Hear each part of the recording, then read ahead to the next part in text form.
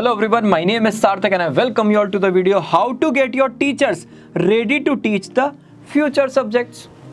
अगर हमें अपने स्टूडेंट्स को प्रिपेयर करना है, सबसे पहले तो स्टूडेंट्स के प्रिपरेशन की बात करेंगे तो हमें एग्जिस्टिंग करिकुलम को एक्सपेंड करना पड़ेगा।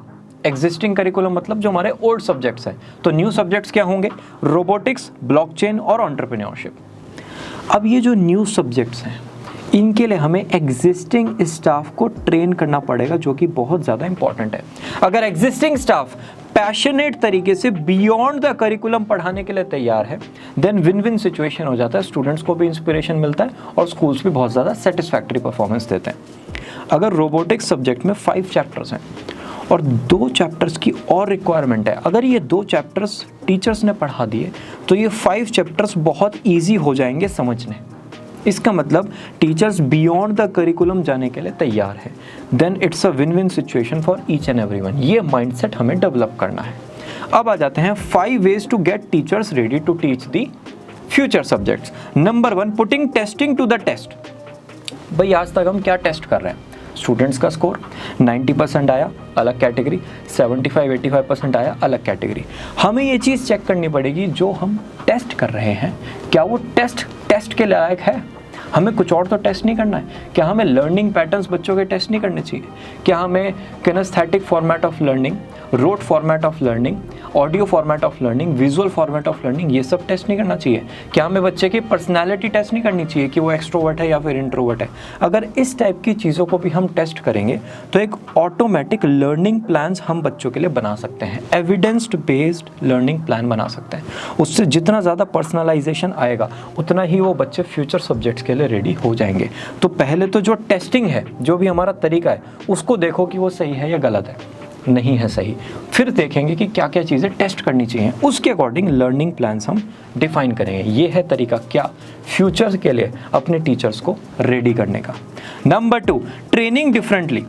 भाई स्टूडेंट्स सब्जेक्ट्स तो पढ़ते हैं लेकिन उनके अंदर ना क्यूरियोसिटी होती है। वो ड्रीमर्स हैं, डूअर्स हैं, अचीवर्स, एक्सप्लोरर, क्रिएटर, इनोवेटर और लीडर्स उनके अंदर छुपा हुआ है। ये कैसे सामने आएगा? ये आता है क्वेश्चंस के थ्रू। अगर बच्चे क्वेश्चंस के आंसर करते हैं और फिर खुद क्वेश्चंस पूछते हैं, ऑटोमेटिकली पता चल जाएगा यार इस बच्चे में तो क्यूरियोसिटी बहुत है, यार ये बच्चा तो इनोवेटर बन सकता है, यार ये बच्चा तो एक्सप्लोरर बन सकता है। इसके क्वेश्चन तो अलग ही होते हैं, हमने सुने ही नहीं आज तक।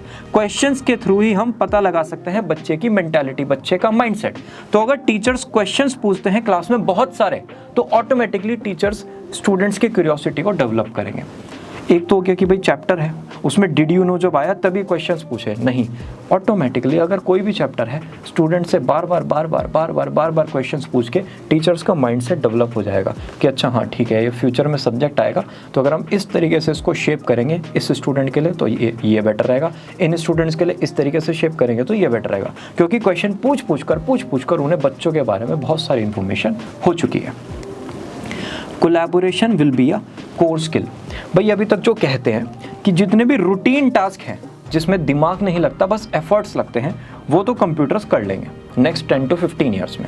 लेकिन जहाँ पर थोड़ा सा क्रिएटिविटी चाहिए, थोड़ा सा इंट्यूटिव स्किल्स हमें चाहिए, वो ह्यूमन माइंड करेगा।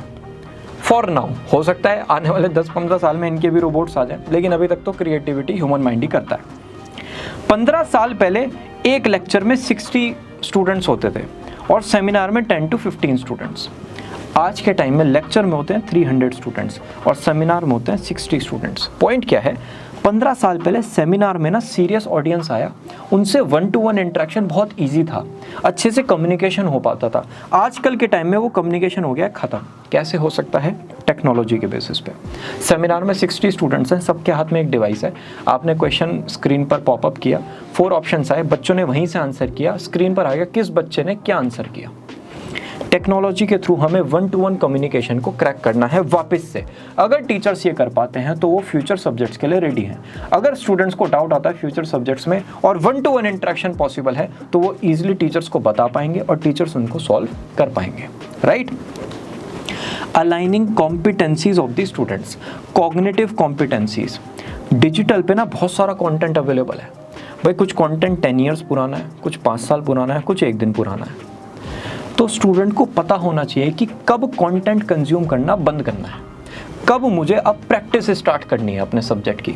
मैं खाली ये नहीं कह रहा कि वो मस्ती वाला कंटेंट, पढ़ाई वाला कंटेंट भी। बच्चे एग्जाम से एक दिन पहले रात को लेक्चर देखते रहते हैं, उस टाइम तो प्रैक्टिस करने का टाइम है, उस टाइम लेक्चर देखने का टाइम थोड़ी है। रिवीजन की बात अलग होती है, लेकिन उस टाइम थोड़ा सा हाथ से प्रैक्टिस करने का टाइम है। तो हमें ये बताना पड़ेगा कि भाई कंटेंट की कितनी कैपेसिटी है, किस हद तक आपको कंज्यूम करना है, उनकी कॉग्निटिव कॉम्पिटेंसीज डेवलप करनी है, राइट। कम्युनिकेट वो इफेक्टिवली कर पाएँ, वो अच्छे से सुन पाएँ, वो सोच पाएँ, वो बोल पाएँ और वो अच्छे से समझ पाएँ। ये सारी चीज़ें अगर हमने डेवलप कर दिया तो हम ऑटोमेटिकली फ्यूचर सब्जेक्ट्स पढ़ाने के लिए रेडी हो जाएंगे। इंटरपर्सनल कॉम्पिटेंसीज़ में ये सब कुछ आता है और इंट्रापर्सनल कॉम्पिटेंसीज़ में ये सब कुछ आता है। इंटेलेक्चुअल ओपननेस का मतलब कोई टॉपिक है जो माइंड में सेट हो चुका है, इसका मीनिंग है ये, क्या बच्चा उस टॉपिक पर डिबेट करने के लिए तैयार है, क्या अपने माइंडसेट को शिफ्ट करने के लिए तैयार है। ये होता है इंटेलेक्चुअल ओपननेस। ये कॉम्पिटेंसीज डेवलप करते करते टीचर्स भी फ्यूचर सब्जेक्ट्स के लिए एब्सोल्युटली रेडी हो जाएंगे। And last but not the least is use reciprocal teaching as a tool. Number 1 is prediction. आपने कहा कि भाई हिस्ट्री का चैप्टर एक पर्टिकुलर डायनेस्टी से रिलेटेड, बच्चों से को प्रिडिक्ट करो कि भाई इसमें अब क्या क्या हो सकता है, राइट। उनकी प्रिडिक्शन कैपेसिटी को थोड़ा सा एक्सपेंड करने की कोशिश करो। जितना वो प्रिडिक्ट करेंगे उतने क्वेश्चंस पूछेंगे, एक उनका माइंडसेट डेवलप हो गया, क्यूरियोसिटी आ गई कि जो मैंने प्रिडिक्ट किया था क्या वो सही है या नहीं है, तो उनका ना इंटरेस्ट बन गया पूरे चैप्टर में ऑटोमेटिकली। फिर आप उनसे क्वेश्चंस पूछो अच्छे से। एक तो हो गया राइट देयर क्वेश्चन, जो सामने लिखे हुए हैं वो तो पूछना ही है। एक हो गया बिटवीन द लाइन क्वेश्चंस की, जो यहाँ पर लाइन फिनिश हुई और यहाँ से स्टार्ट हुई, एक क्वेश्चन यहाँ पर बन रहा है, स्टूडेंट तो नहीं देख पा रहे लेकिन आप देख पा रहे हो, तो ये बिटवीन द लाइन क्वेश्चंस आपको स्टूडेंट से पूछने हैं। फिर हो गए क्रिटिकल थॉट क्वेश्चन, जहाँ पर एक ओपिनियन आएगा, जहाँ पर थोड़ा सा डिबेट भी हो सकती है। इस टाइप के क्वेश्चंस पूछकर आप स्टूडेंट्स का माइंडसेट डेवलप करोगे। भाई पहले तो क्यूरियोसिटी डेवलप हो गई उनसे प्रिडिक्शन करा के, फिर क्वेश्चंस पूछ के उनकी क्यूरियोसिटी को हमने थोड़ा सा सेटिस्फाई किया, लेकिन उनके कंटेंट को हमने ग्रास्पिंग पावर में लेकर आ गए। स्टेप 3 आ गया क्लैरिफाई। ये हम करते हैं कि बताओ बच्चों को डाउट तो नहीं है, लेकिन हम ये जो 2 स्टेप है इनको नहीं करते, प्रिडिक्शन और क्वेश्चन एक्सटेंसिवली।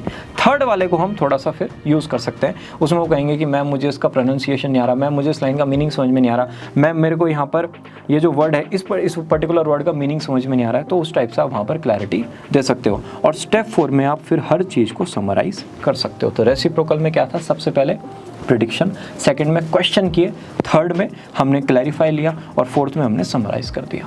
पूरे के पूरे फॉर्मेट को अगर हम देखेंगे तो आपको रेसिप्रोकल फॉर्मेट को यूज़ करना है, कॉम्पिटेंसीज को बिल्ड करना है, कोलैबोरेशन करना है, 1-to-1 इंटरेक्शन को क्रैक करना है, क्वेश्चन पूछने की जो कला है उससे रिलेटेड ट्रेनिंग लेनी है, और टेस्टिंग को भी टेस्ट करना है, मतलब पर्सनैलिटी और इंटरेस्ट को भी स्टूडेंट्स के टेस्ट करना है, जिससे हम बच्चों के बारे में ज़्यादा जान सकें। Will meet you all very soon in the next video. Bye bye.